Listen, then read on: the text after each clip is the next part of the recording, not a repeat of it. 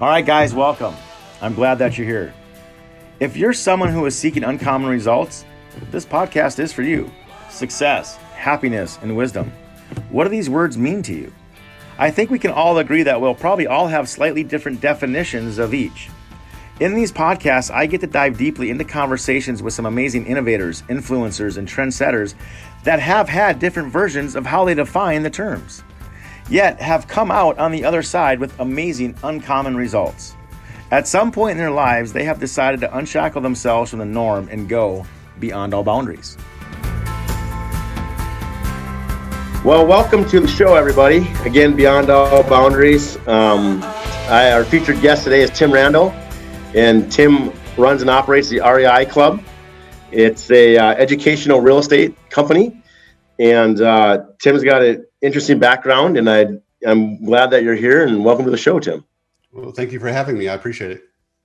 So, before we started the show, right, we were just kind of chatting a little bit and having conversations around, kind of your past and things that kind of led you to where you are today. But why don't you share a little bit about just kind of your background of, your school days and kind of the process that you went through to where you are today, if you don't mind. Sure. Give the listeners a little background. Okay.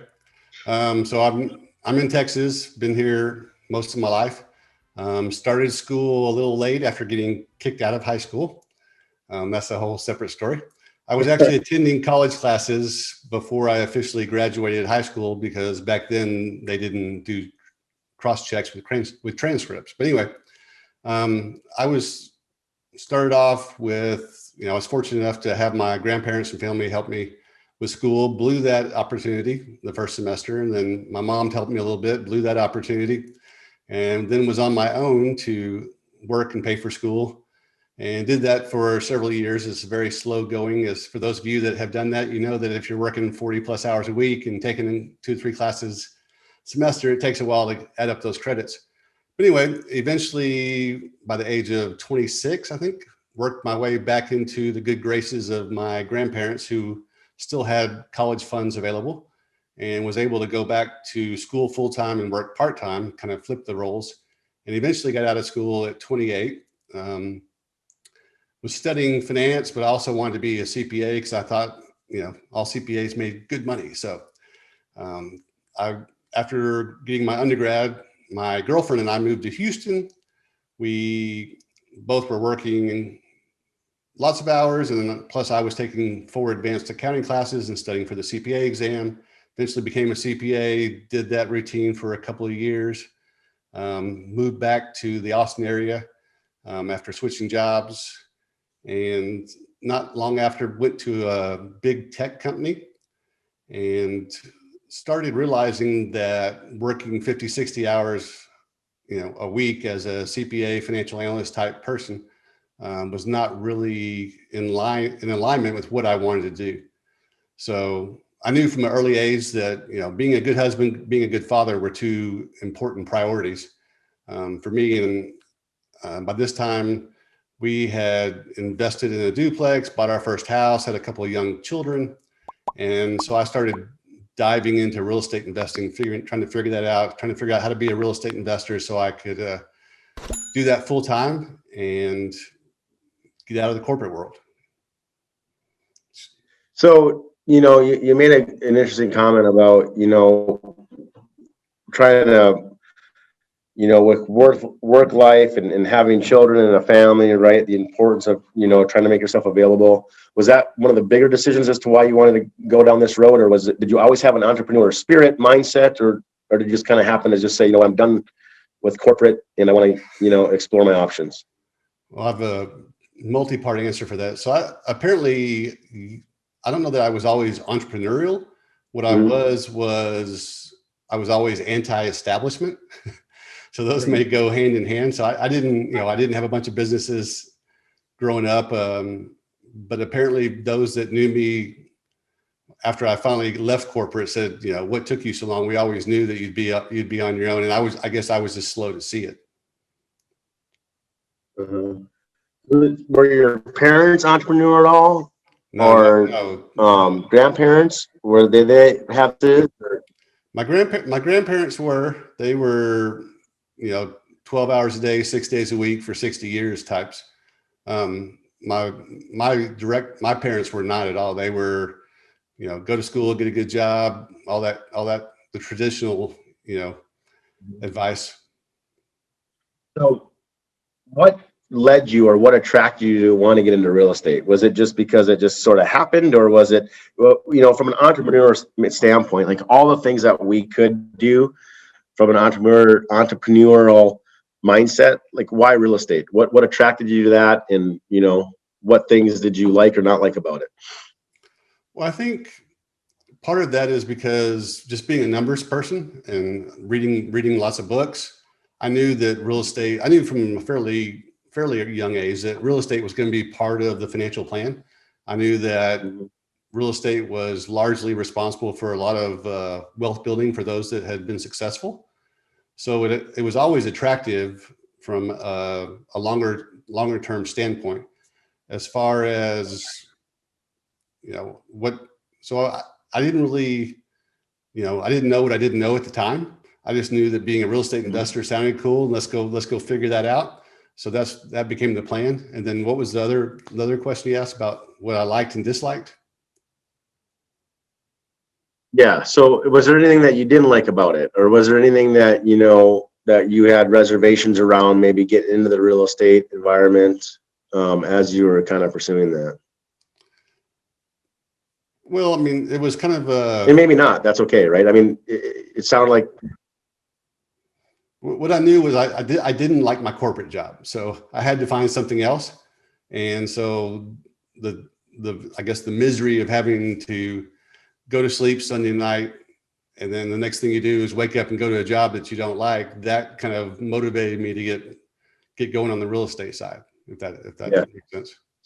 So as you were doing and as you were investing in your real estate, tell me about the creation of the REI Club and what you're doing now and the things that you're helping people understand and helping them educate them around real estate. Sure. All right. So let me give you a little backstory before I get to that part. So I was doing my corporate job 50, 60 hours a week. And then I was doing real estate mornings before work, at lunch, evenings after work, and on the weekends about another 15, 20 hours. So I did that for about a year and a half before I eventually got comfortable and had enough in the pipeline where I was able to turn in my notice. Once I did that, then I went full-time real estate. Was still doing only 1 to 2 deals a month, perhaps, and was going to the local real estate club here in Austin and trying to get to the director to get a website where we could share resources, share contractors, share deals, etc. And he agreed, thought that was a great idea. About that time, someone had showed me right-click view source code. So I was like, oh, back then it was a lot more simple. It's like, I bet I can figure this out. So I spent lots of late nights, hundreds of hours building this really rudimentary website for the local real estate club. And after 3 or 4 months, I said, hey, I've got, a 10-page website. We can start doing some things. And he said, I want to stay nonprofit. And I said, what? He said, yeah, I don't want to do that anymore. And I was like, I have hundreds of hours into this. So very quickly after that, instead of Austin Real Estate Club, it became Texas Real Estate Club. And then shortly thereafter, it became REI Club, all within probably 12 months. Okay. And as far as, go ahead. So it was all based on getting information out there for real estate investors. Correct. For our local, local people. And then now that has transpired into what you're doing. Is that what you mostly focus your time on now? Is the education piece of it nationally? Yes, and that's been the case for a long period of time. I used to spend tons of time in the online forums, answering questions, and lots of people that I knew had met at various events around the country did the same. But over time, I've kind of pulled back more into a management role of the business, and we have lots of other content providers and national educators that put out their content videos, their articles, their products and services. So I'm kind of more behind the scenes now. So the REI Club is more of a place to where other real estate investors and people, knowledge providers, they can use you to launch their information that you could distribute out. Is that fair? Is Yeah, that an accurate? absolutely. Yeah, Yeah. sure. So what has been some of the you know, some of the main topics, I guess, or just things of what you feel has been most valuable for, your listeners and your readers and inside the REI Club and what are, like, as if you're going to get invested in real estate, right? What's maybe one or two things that people should really pay attention to? Okay. So first, let me kind of preface that with most of our audience are people that are working or were working, that are wanting to learn to invest in real estate to replace their income so they can live that life that they dreamed about. And we always Mhm. tell them, you're just one deal away.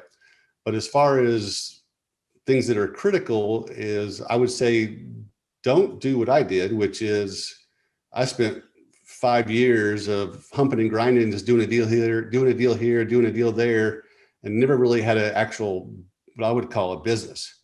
So I was just doing deals. So that's another key aspect that we always tell people is make sure that whatever your interests are, whether it's mobile home parks or apartments or single family rentals or fix and flip, wholesaling, whatever it is, figure out how to systemize it and put the processes in place so that it's actually a business where you can duplicate and repeat your results. I think that's a huge, huge important piece of this, because as entrepreneurs and as people that have great ideas, a lot of times they can do the skill or they can do the craft, but they don't implement a business plan. They don't implement the processes, the technology, and really look at it from a business perspective. Yeah, Right? it It's makes all the huge. difference. It does, right? So as it relates to that, what would be one other thing, if I was wanting to start out, you mentioned like you're only one deal away. Like if I was wanting to get into real estate, right? Aside from, create your business plan, look at it from a business perspective. Is there one, and I guess, I know that there's many different types of real estate ventures, right? But if, you were going to prescribe you know, a, a, a script, right? A financial script of what would be, if you follow this, you're going to be in the right track. Is there any one thing that you would mention along? Because I think the business part was huge, right? To look at it from a business perspective. Is there anything getting into real estate? Is there any financial recommendations or ideas that you would have for people that want to start getting into real estate? I will attempt to answer that. That's a tough question because it's almost like financial planning, where it's very Mm-hmm. specific to the individual and what their objectives and desires are. Um, I think that there's, and part of it's personality driven. So I have some friends that are, ready, fire, aim. They're ready to go and they'll figure it out as they're doing it. And I have others who are more in alignment with me, where I want to get lots of education before I take steps. And it's a matter, I think, of finding the balance. So there's people that will just jump without enough education, and there's people that will not jump in regardless of how much education there is. So I think it's one of those things, like any skill that you learn, you have to fail your way forward. And hopefully in real estate, since you're dealing with real estate, a lot of times it can be very large numbers. You learn how to protect yourself so that you don't, your first deal doesn't put you out of business for good. But as far as particular niches or, common advice that would fit everybody, that'd be a tough call. Yeah, tough call. Yeah. So, through your experience in, your corporate America and then transitioning into entrepreneurship, real estate, and then creating the REI Club and the years of your knowledge and, running a business, what are some of the things that you would contribute to your success? If you were to look back on your career, and I know, you're still going 110, but looking at the things that is really attributed to your success, what would be those things? Okay, I think I can probably list quite a few of those. So even though I was slow to get out of college, going through that process taught me how I best learn. It taught me how to learn quickly. It taught me how to get organized and scheduled. And regardless of the information that I actually learned, going through that going through that process for that many classes kind of gave me the foundation to learn. And I would say that I've learned 5x since school compared to what I learned in school.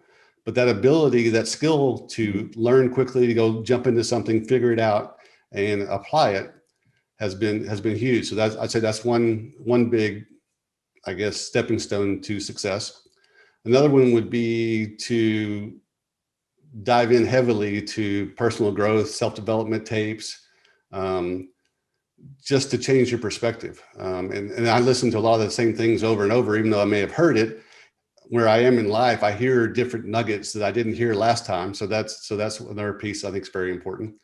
A third piece would be to surround yourself with people that are either on the same path as you or already where you want to be. Your environment, who you socialize with, keeps you on track toward your goals. So that's a huge deal. And for me, I think one of the mistakes that I never did was I never actually hired a mentor or a coach. I did do mastermind groups. I'm still in mastermind groups. I highly recommend that.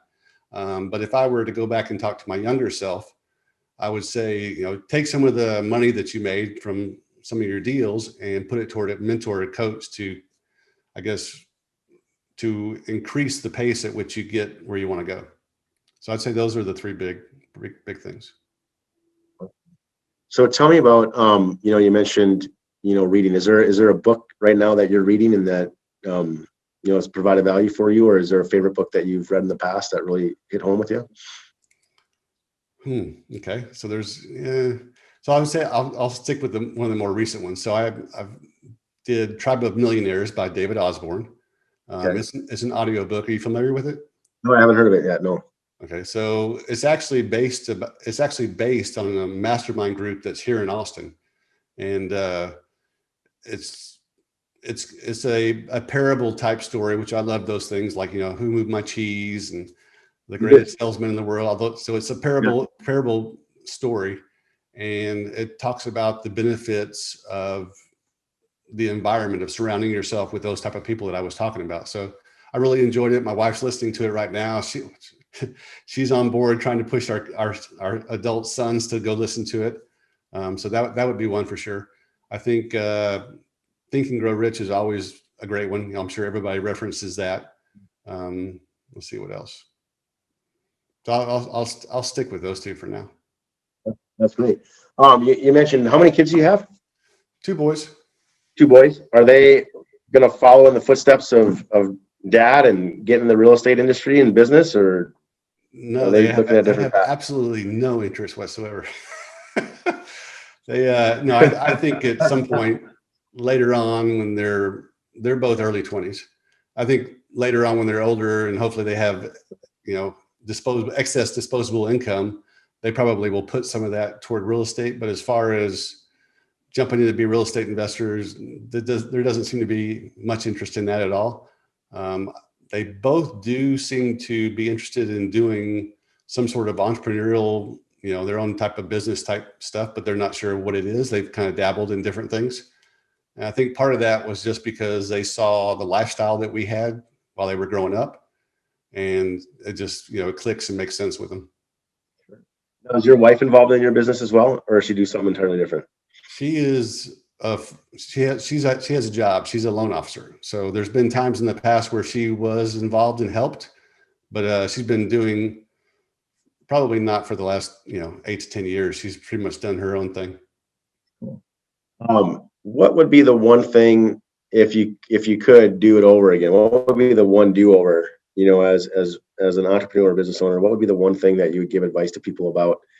Maybe take this into caution of, if I wouldn't have done this, I'd be maybe better off. What would be one thing? Not a regret, but just something that you've learned. And it could be multiple things, right? Because as entrepreneurs, we fail often, right? And we want to learn from those failures. But what would be, what stands out over your career of something that, really hit home and you felt like, geez, this was a great lesson? Okay. Well, there's 2 things that come to mind. One would be to start sooner, start now. And if you can start your entrepreneurial journey when it's just you and you're not responsible for a significant other, a spouse, a family, You have a lot more leeway to take bigger risk, which will help you get where you want to go faster. So I would say that'd be one, would be go ahead and start failing your way forward. The other one, I would say, I lost my train of thought. Hang on. Ask the question again, please. So pause, hang on. Pause. We'll cut here. So pause. What would be one lesson that you've learned as an entrepreneur that really helped shape the way, your model and what, let me pause and let's do that again. I got it. Let me ask the question again. So Tim, do you want me to answer the whole question again, or do you want me to just answer the part I forgot? That's the part that you forgot. Okay. I want to rephrase the question though. Okay. So, thinking over your career, right? What would be one or two things that you have learned that maybe you would do over again or do differently? Okay. All right. So the second thing that I would recommend, and I might do differently, is most of the people that I hung out with when I was coming up and growing my business, they were not interested in the lifestyle business like I was. They were more interested in building big companies, big businesses. And I shied away from that because all I really cared about was being a good husband and a good father. So as long as I had enough money to pay the bills, I wasn't ever really trying to grow my business large. And what I've come to realize now is that had I surrounded myself with the right people, I could have done both. I could have continued to grow my business larger and larger while still also having the family and the lifestyle that I wanted. So what I find interesting is I've spent the last, 18, 20 years working my business, but primarily doing whatever I want to be around my family and to be present. And the people that I hung out with in masterminds were building these large businesses. And now they're trying to do the opposite, where they can come back and scale back and go into lifestyle businesses. And I'm trying to figure out how to grow my business. So I think that there's probably a way to do both and find a balance there. I'm not quite sure what that answer is yet, but that'd be the two things. Would be, don't limit yourself to, I'm either going to grow a big business or I'm going to have have a lifestyle business and be available for my family. I think you probably can do both. Yeah, I think that's important too. A lot of times, in running your business, you can we could work 90 hours, a week, 100 hours, right? And yet if we have a family and stuff, that I think that's really important to, really be able to balance that out, because, it's one thing to, have a successful business, but if you have a terrible home life and the kids aren't happy, right? I think there's more recourse of that too, because, what kind of legacy do you want to leave? So I would agree. I think there's always a balance, and it's not easy trying to figure that out, right? And some have done a better job than others, but I think those are awesome points that you're making as far as to, reevaluating your priorities too, and just, being able to scale and balance work life with home life, and helping, being available for your kids too. And it sounds like you've done a good job of that. Yeah, I think our kids were actually embarrassed how available we were for practices and games. There would be times where, like, I'd be the only parent in the stand, it was during school or something, and they're like, please don't do that again. So yeah, but at the same time, I bet, Tim, they're going to take that with them too, right? And the values and the importance of, hey, dad was always there, right? I think that goes a long way. Hopefully we'll get. So talk a little. Yeah, you'll find out, right? Yep. Tell me a little bit about the REI Club, and for our listeners, how they can get Let me ask that again. Sorry, pause.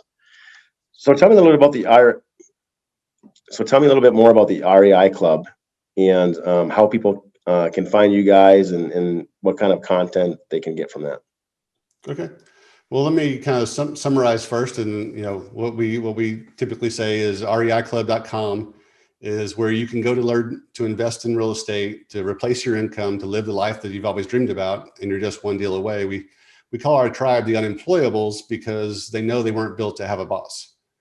And rather than tell, one of our members that they need to do this specific type of real estate investing, we actually present lots of different types of real estate investing so they can figure out, they can learn and get more educated and figure out which one might make sense for their situation and what they're trying to do. Because I don't think that, everybody's objectives are not the same. As far as how to get a hold of us, like the best way is just to go to the website, reiclub.com. We have lots of articles and videos available. We have a Facebook group called The Unemployables. So any of those things would be great. I love the unemployable tagline. That's pretty awesome, right? And again, it's there it is, right? That's awesome. So, well, again, man, hey, I really appreciate you being on the podcast today, and thanks for joining us. I'm gonna leave you. Well, again, I'm sure you love me just asking these questions that you have no idea what the heck's gonna come out of my mouth and put you on the spot. But if there was one thing, one nugget of advice that you could leave for people out there in the world today with the challenges and things that we're going through, what would it be? It's all going to work out. That would be my advice. Keep your head up, keep smiling. It's all going to work out. Perseverance, right? Keep going and just stay the course, and determine what the outcomes are and stay the course. Awesome. If you look back on your life, and where you are now, if you project that forward, it's all going to be okay. Well, again, Tim, I really appreciate you being on, and thanks for sharing your story, man. Well, thanks for having me. I appreciate it. It was good to be with you.